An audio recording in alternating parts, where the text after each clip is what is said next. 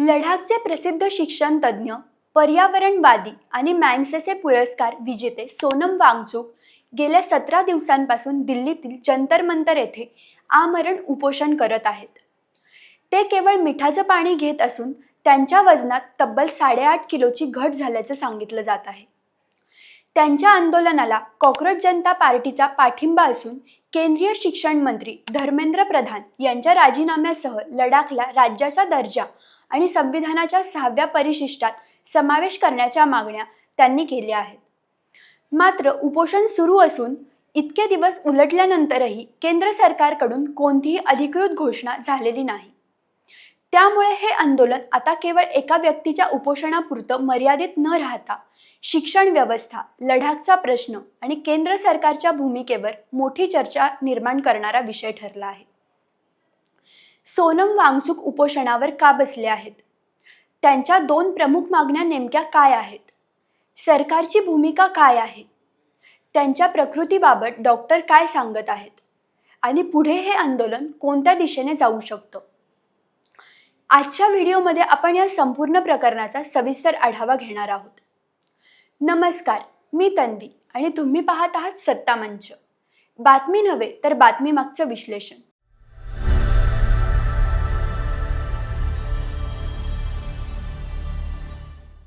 चला तर मग मुद्देसूद पाहूया. मुद्दा क्रमांक 1, सोनम वांगचुक उपोषणावर का बसले आहेत? सोनम वांगचुक यांनी 28 जूनपासून बेमुदत उपोषण सुरू केलं. त्याआधी त्यांनी केंद्र सरकारला 27 जूनपर्यंतचा वेळ दिला होता.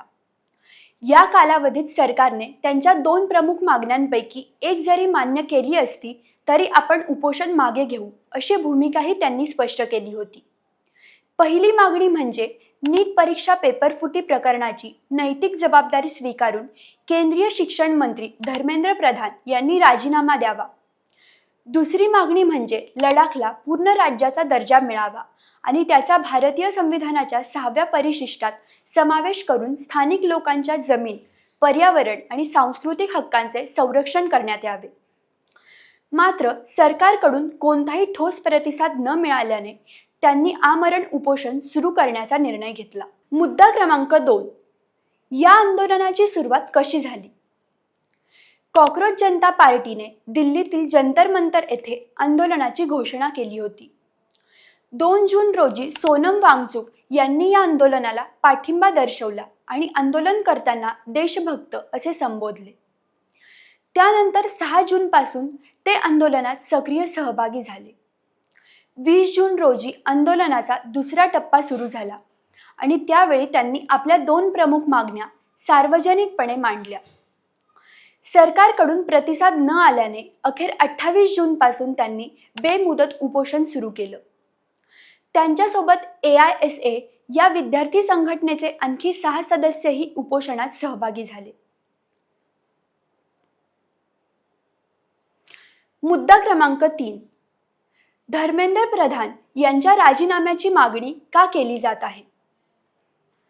नीट परीक्षा पेपरफुटी प्रकरणानंतर देशभरात विद्यार्थ्यांमध्ये मोठा संताप व्यक्त झाला होता. परीक्षा प्रक्रियेतील पारदर्शकतेवर प्रश्नचिन्ह उपस्थित झालं होतं. कॉक्रोच जनता पार्टीचा आरोप आहे की या प्रकरणामुळे अनेक विद्यार्थ्यांचं मानसिक नुकसान झालं असून काही विद्यार्थ्यांनी आत्महत्येसारखं टोकाचं पाऊलही उचललं. त्यामुळे केंद्रीय शिक्षण मंत्री धर्मेंद्र प्रधान यांनी नैतिक जबाबदारी स्वीकारून पदाचा राजीनामा द्यावा अशी मागणी आंदोलनकर्त्यांनी केली आहे. दुसरीकडे धर्मेंद्र प्रधान यांनी या आंदोलनावर टीका करत कॉक्रोच जनता पार्टीवर गंभीर आरोप केले आहेत. त्यांनी या संघटनेवर लोकशाही व्यवस्थेला लक्ष्य करण्याचा प्रयत्न केल्याचा आरोप केला आहे. मुद्दा क्रमांक 4, लडाखचा प्रश्न इतका महत्त्वाचा का आहे? सोनम वांगचुक अनेक वर्षांपासून लडाखमधील पर्यावरण, स्थानिक, संस्कृती आणि नैसर्गिक संसाधनांच्या संरक्षणासाठी आवाज उठवत आहेत. त्यांची मागणी आहे की लडाखला पूर्ण राज्याचा दर्जा मिळाल्यास स्थानिक लोकांना निर्णय प्रक्रियेत अधिक अधिकार मिळतील.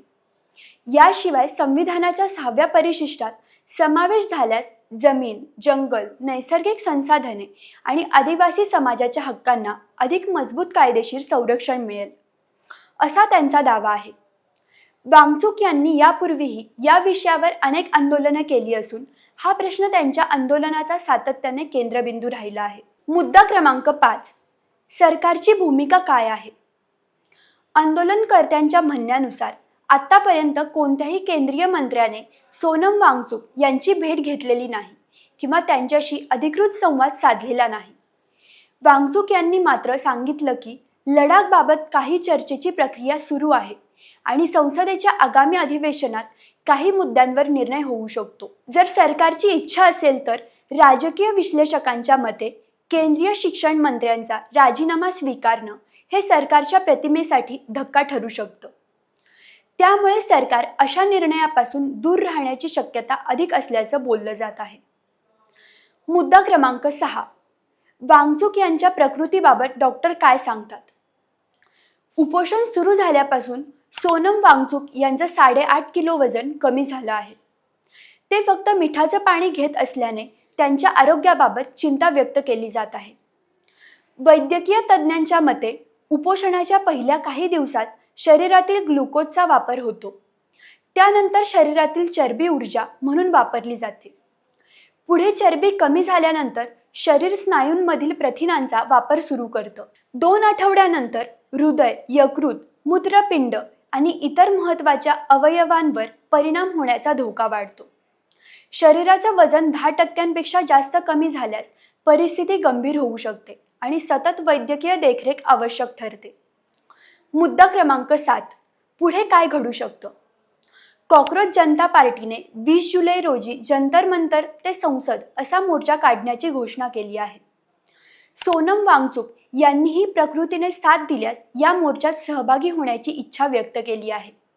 मात्र त्यांच्या प्रकृतीत आणखी बिघाड झाल्यास प्रशासन त्यांना रुग्णालयात दाखल करू शकतं किंवा वैद्यकीय कारणास्तव हस्तक्षेप करू शकतं, अशी शक्यता व्यक्त केली जात आहे.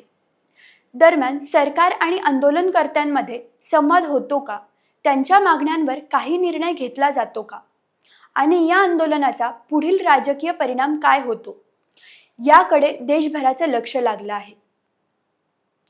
या संपूर्ण घडामोडीतून 3 महत्त्वाच्या गोष्टी समोर येतात. पहिली, सोनम वांगचुक यांनी नीट परीक्षा प्रकरणी केंद्रीय शिक्षण मंत्र्यांच्या राजीनाम्याची आणि लडाखला राज्याचा दर्जा व 6व्या परिशिष्टात समावेश करण्याची मागणी करत आमरण उपोषण सुरू केलं आहे. दुसरी, उपोषणाला 17 दिवस उलटूनही सरकारकडून कोणताही ठोस निर्णय किंवा अधिकृत संवाद झालेला नसल्याचा आंदोलनकर्त्यांचा दावा आहे. तिसरी, वांगचुक यांची प्रकृती दिवसेंदिवस खालावत असल्याने पुढील काही दिवस या आंदोलनासाठी आणि सरकारच्या भूमिकेसाठी अत्यंत महत्त्वाचे ठरणार आहेत. आता तुम्हीच सांगा, सोनम वांगचुक यांच्या मागण्यांबाबत केंद्र सरकारने तातडीने संवाद साधावा असं तुम्हाला वाटतं का? तुमचं मत आम्हाला कमेंटमध्ये नक्की कळवा.